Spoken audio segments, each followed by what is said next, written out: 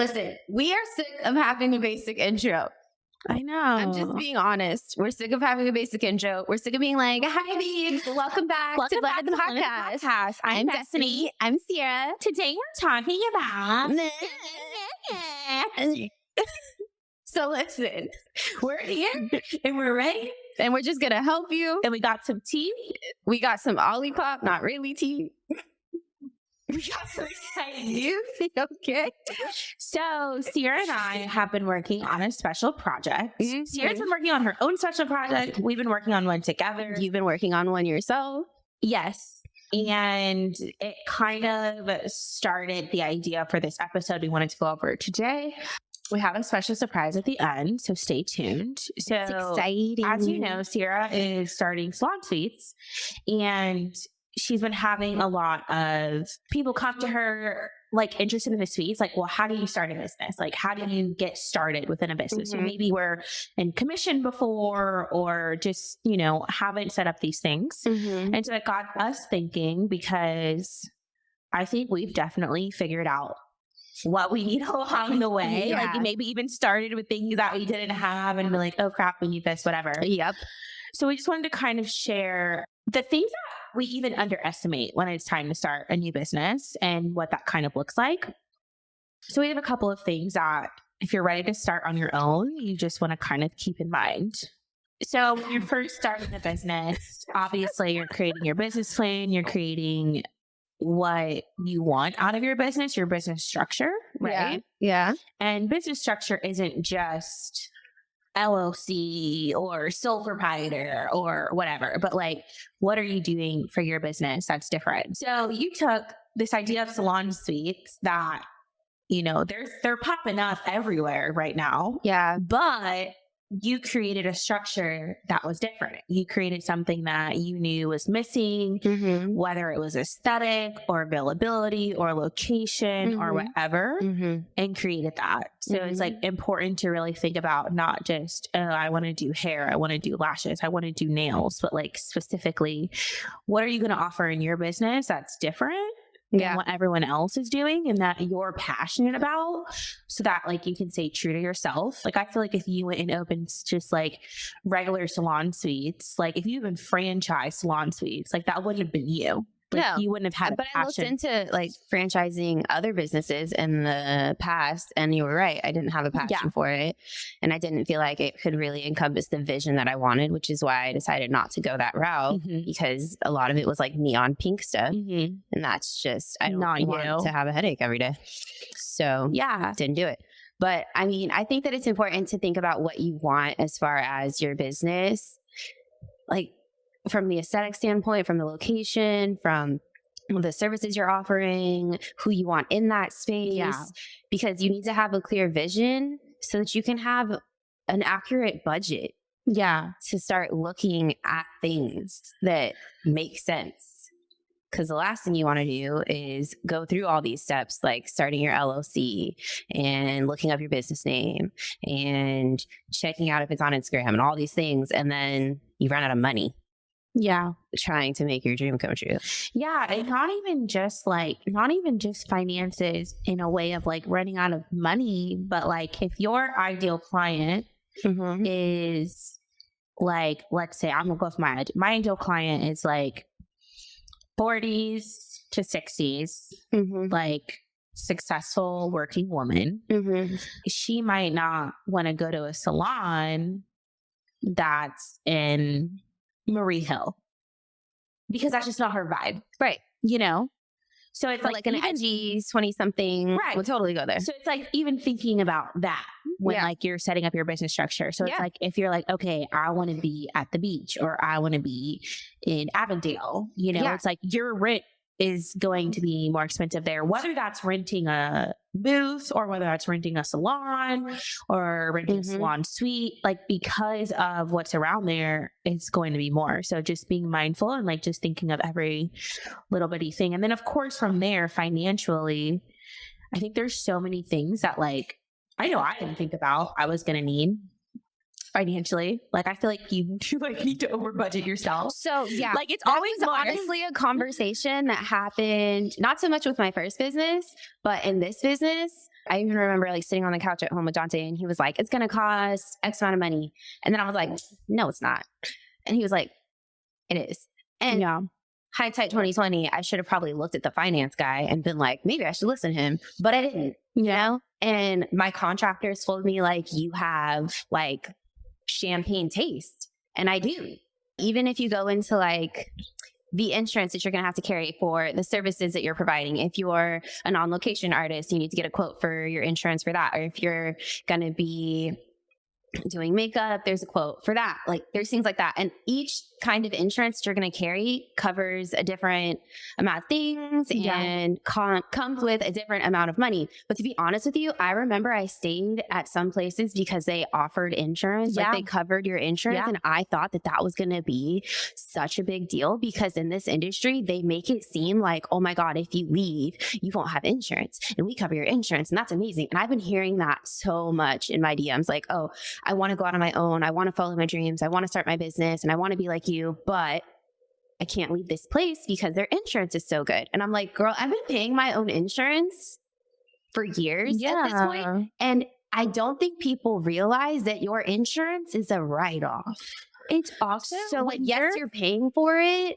When you're doing insurance as an individual artist, it's not that much. Yeah, it's like $120 for the year. No, like, I just talked to a girl. And I pushed her to get her insurance. She was asking me about it. And I was telling her that you told me about the insurance that we have for our personal businesses. And like, I've been telling people with like having the suites and stuff, like, oh, this is a good company or whatever. This is what I use. And this girl came back at me and she's a makeup artist. She was like, girl, it was so much cheaper than I thought it was. And I'm like, these are decisions that you guys are basing your lives on, your careers on, your day to day, you know, like just call companies. Just look around. No, literally. It's worth it. And then once you've got your business structure, you figured out like all of that, something that we just recently came across. So we officially created a business for the podcast. We are officially business partners. Cheers. And when we were looking for like our LLC, and then we had to file it doing business as, which is basically if your LLC is different, if the name of your LLC is different than like what you want to be known. So like, for example, my LLC is Ziba Salon Boutique, but I go by Destiny Works Hair Extensions. So I have to file a DBA for Destiny Works Hair Extensions, just in case you didn't know what that was. Anyways, we were struggling with like different names that we wanted because either other places had them or like Instagram the Instagram name wasn't available. And me and Sierra were actually having a conversation where I was like, so for example, we had this name and it wasn't that specific name was available, but there was like a lot of variations that were super, super close. And we were just kind of having a conversation of like, you don't really want to take a risk for having a similar name to someone because like, especially if you pop off, like you have the chance of like, you know, being sued or like, if they end up trademarking and then you have to completely like redo your whole business name and business structure and all of that. Or if you want to go do that, then you need to be the one that trademarks it. Right. So we personally just decided like, let's not even risk anything close to what anyone has going on. Or we would even think of a name and maybe it was available business wise, but the Instagram was gone. And we build our business on Instagram. So like the Instagram name is something very important. Yeah. And you need to figure that out too. Like, how are you going to grow your business? How are you going to reach your clients? And then you need to check whatever you're going to use as your outlet for social media for availability for the name that you want. So it's important to check like legally, like, is it GoDaddy? I don't use GoDaddy. I use Sunbiz to search names. Websites. Yeah. Checking your websites, what website domains are available. Even if that's a simple, like for example, I can't use destinyworks.com because it's used. Some random company that doesn't even exist uses it. What? But checking like your websites, checking your Instagrams, checking like legally, can you use this name or can you not? It's like super important. Yeah, because you don't want to get into all of it and then find out like, damn. Yeah, absolutely. And then kind of the last thing that I feel like a lot of people overlook is the license that you're going to need. So whether that's if you're just in a salon, obviously you need a salon license. You had to have gone to school. But then if you're in a freestanding space, then you need a salon license, like for your physical space. You meant like cosmetology license if you're in a salon, like if you're working in a salon? I say salon license? Sorry. Cosmetology license or esthetician license or nail license. And then if you're going into a space like me here, even though I'm not in a salon where I have employees, you're a standalone. I'm a standalone. So I still have to have a salon license. Yes. I don't think, at least from my experience, like all like the salon suites, I never had to have a salon license. I just got the tea on all of that. I talked to a rep over at DBPR and she was telling me that you don't have to if you go into a salon suite. However, I'm requiring the people who go into my salon suite to have a license, because if something were to happen in a salon suite that doesn't require you to have a salon license for your room, then it can affect the entire suites.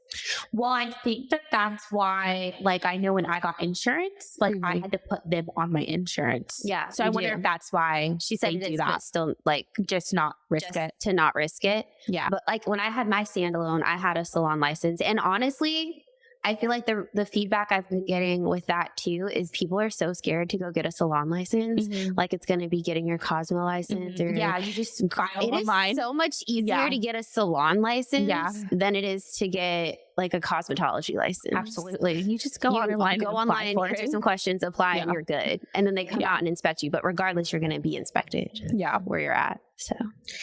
So basically, we just want to encourage you guys, like, before you jump into something, I know it's super natural to be excited and like be passionate, but like really know what you're doing. Like the worst thing you can do is be excited, have a dream, jump into it, and then get burnt out because you didn't figure out all of these steps or find out that somebody's going to shut you down. Yeah. Like that's terrifying. Yeah. And I feel like there's a lot of people in the industry too that don't know all the things like that you legally have to do. Yeah. Or like we were saying earlier, like the finances or location, or just like know all of your details before you go jumping straight in. And that's just because we love you and we've gone through things like that.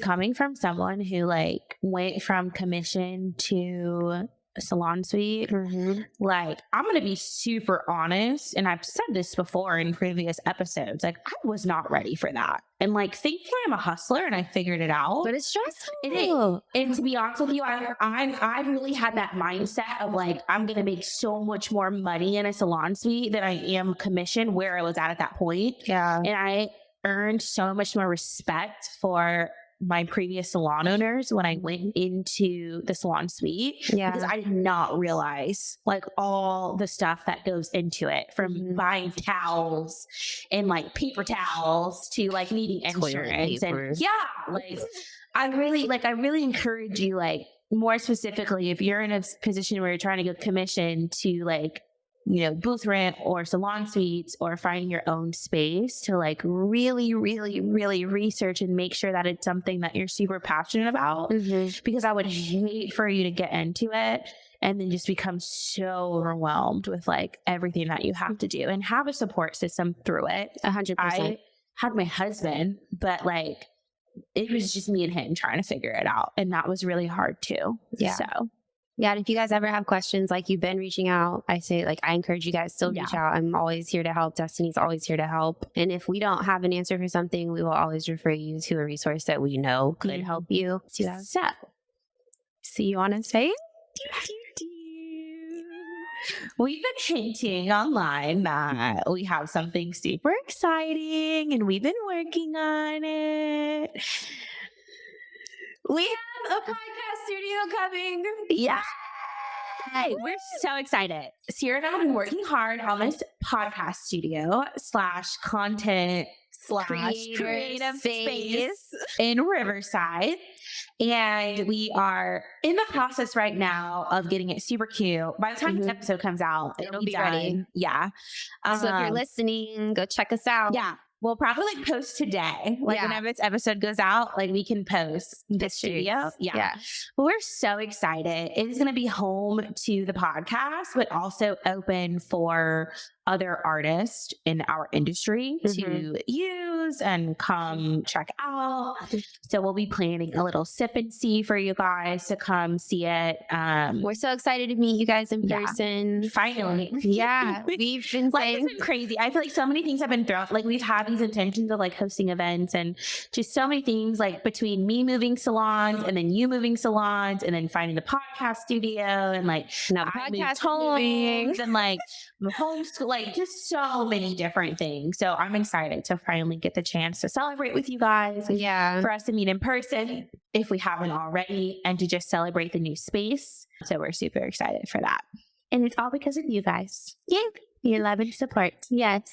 So go check out our new studio on Instagram. Bye. Bye. Thanks for being our blended babes, aka BBs.